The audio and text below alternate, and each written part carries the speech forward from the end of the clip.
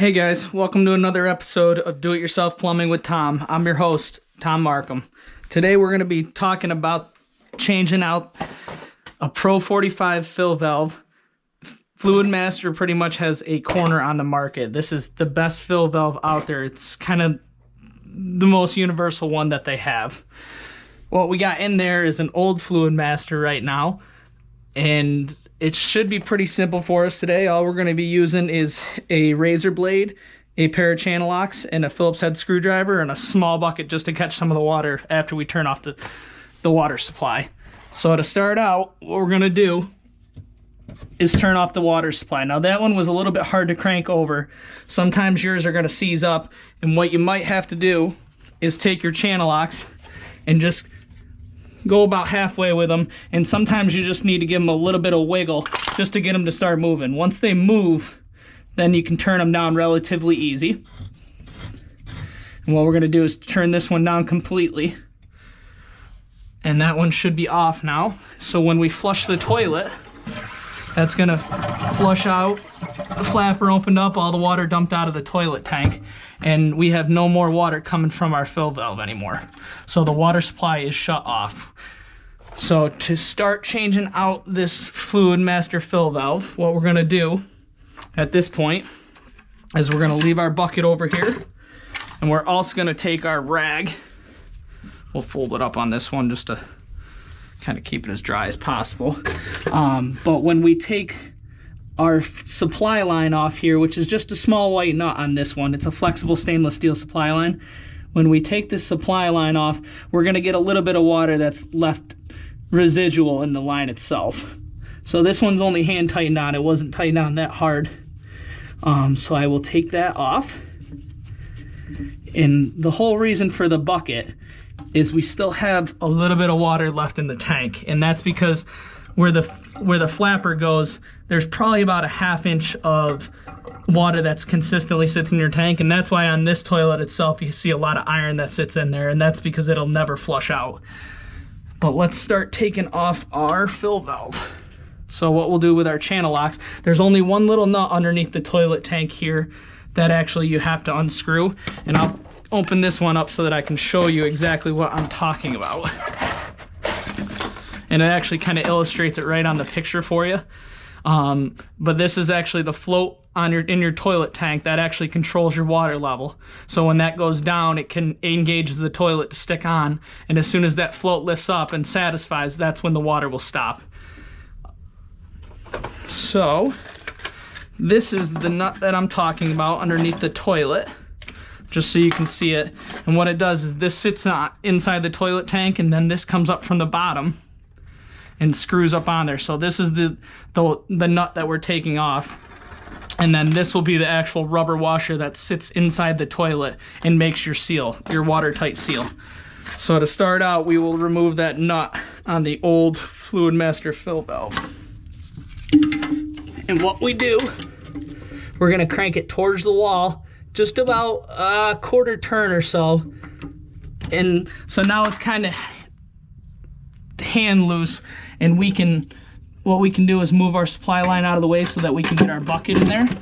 That way that'll catch all the rest of the water that's inside the toilet tank.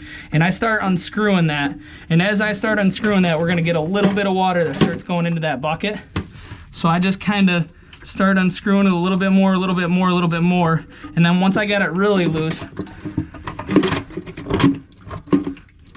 that's when I start kind of wiggling the rubber inside the tank to allow more water out into the bucket. But I almost got the nut completely off. I'll show you. That was the nut falling out. Now the water hasn't really poured out yet because I still have that rubber on the bottom, and I'm holding pressure from the top. But as soon as I pull this top off, it's going to let all that water that's in the tank out. So that's dropping all the water from the tank. Now the reason I have this towel here is because you still have a little bit of water that's left in the tank, because most of the toilet tanks are kind of pitched towards the flapper anyways. So you'll have a little bit of water dripping out, but that's why I have this rag down here at the bottom of the tank. So what we're gonna do is we're gonna pull this whole thing out, and you can see how that rubber's worn away over the years. And the reason why we're changing it today is because this float was actually sticking on here. Yeah, we actually have a lot of calcium buildup in our area, and the float starts sticking a little bit, and it won't let the water turn off. So that's why we're putting in a new one. So this one moves a lot smoother. So we are going to, this is the lock nut that actually, so now we can control if you have a longer tank or a shorter tank, you can adjust this up and down. On this one, we will leave this nut free floating until we actually have it into the tank. To start out, you take your rubber piece. There's a little insert on the inside, and it actually has 4 different tabs. We're gonna rip this 4 tabs right out, and this rubber piece goes on the fill valve itself. And like I said earlier, this rubber piece is what makes your connection from inside the toilet. This is your watertight seal right here. And all the other part is just that white nut that I was talking about earlier. This is gonna sit on the bottom of the tank and screws up on there, and that will secure our fill valve into place. So we're gonna lower our fill valve back into place. I like this direction. Now you always gotta be conscious of where your water level float is, because you don't want it to hit the handle itself. If this hits the handle, it can hold the float up, and then it won't work properly. So we'll leave this right about there, and then I'm gonna start tightening this white nut down onto the toilet tank. Now these ones are nice nowadays. They have a little wing nut on the side of them, so you can control tightening them on a little bit nicer, and you can kind of get them nice and tight. You get them nice and tight on the toilet tank. So this is hand tightened right now. I like the placement of it. The float is freely floating. So what we will do is we will take our channel locks and we will tighten our, just a quarter turn. So it's plastic on plastic, and they're vulnerable to breaking. So you don't want to take your channel locks and crank down on them, because what that'll do is over time it'll stress that plastic nut, and all of a sudden that'll fracture, and that's when you start getting flooded bathrooms and stuff. So all I do is just give them a little bit of a crank over, and that just snugs it down so that we're not going to have any leaks in the future. Now the other part of the fill valve, before we turn the water on, is our tube. And then this sits on our overflow and actually pumps the water into the toilet tank itself. So what we'll do is we install this on our overflow. You can put this in any desired location. So this tubing here goes on. You'll see the insert on the fill valve that you can push on there. Shouldn't be too hard. You can just hand push it on there. There's nothing, they're pretty snug. You're not going to get them back off. If you have to pull the fill valve back out to put it on there, no big deal. Everything with these things are pretty bulletproof, and they go in relatively nicely. And then the same thing on this side, we're just going to push that on there, and there's a little flared fitting at the top that holds that on. Once that's in place, everything looks good for us. What I do at this point is I always adjust the level of the water in the tank. So, like I said earlier, this is a float, and as that water lifts it up, once it hits the top, that's when it satisfies. So I always try to make sure right about the middle of the float is right about the water level that I'm gonna want inside the tank. So at the bottom where that plastic nut where it holds this in place, that is where I'm gonna wanna reach down in there and push that into place. So that's all locked up in there now. So this thing is set and solid. And that plastic nut that I was talking about was this one that I was showing you earlier. This locks it. Once it gets into this channel section, it locks it into place so that right now it's free floating and we can go up and down with it. But once we get our desired level, we're pushing this down into place, and that locks it in so it can't go up and down. And we are getting a little bit of water everywhere, so we'll wipe that up. No big deal. And everything should be solid now. We just need to connect our supply line and then check the water level inside the tank. So our flexible stainless steel supply line, we're just hooking that right back up to the fill valve line. You want to be careful on this. This is plastic on plastic. So when you're threading it on, be very careful that you're threading it. It should go on almost, in the plumbing industry, we call it like butter. And that means the threads are inside the grooves of each other, and you should be able to spin that right up on there. If you're feeling any resistance, back it off and then try to go back up on there again, because a lot of times what's happening is your thread's coming across the other thread, and then you'll get a leak at that location. So I got that on relatively tight. I'm going to get my bucket of water out of the way. What I will do is tighten this up one more time, just like I said earlier, just a little bit of a snug. It's the kind of the same concept. This is a plastic nut, so you don't want to over tighten it or it's going to put stress on it. And what we'll do is we're going to turn our water back on.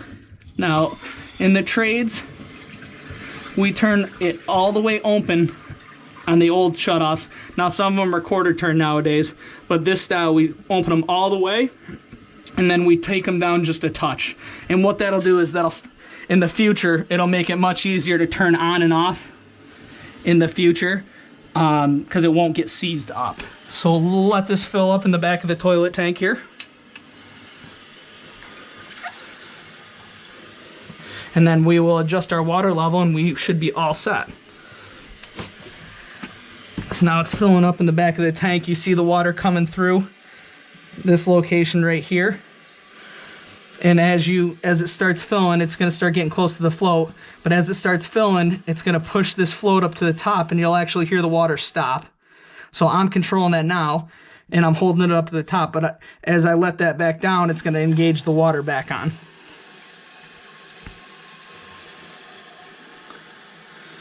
So the water just touched the bottom of the float. And on most toilet tanks, you'll actually see a line in the back of the tank that shows a water level. That's the recommended water level for the engineer that designed the toilet. You want to be relatively close to there. Some people adjust theirs for a little bit more to break down more toilet paper and stuff while they're using it. So this one right here, we're actually overflowing the tank right now. We're a little bit high.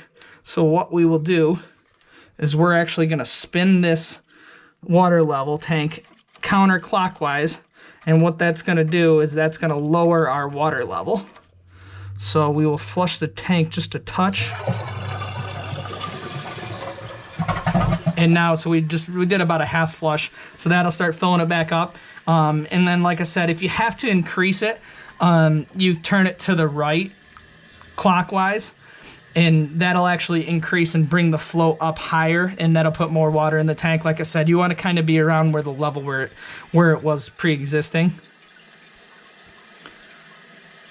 But we're filling it back up now, and I think we're going to be relatively close now. So I adjusted that down probably about 3 or 4 turns, and now our water level is sitting just below, probably about a ½ inch below the overflow tube.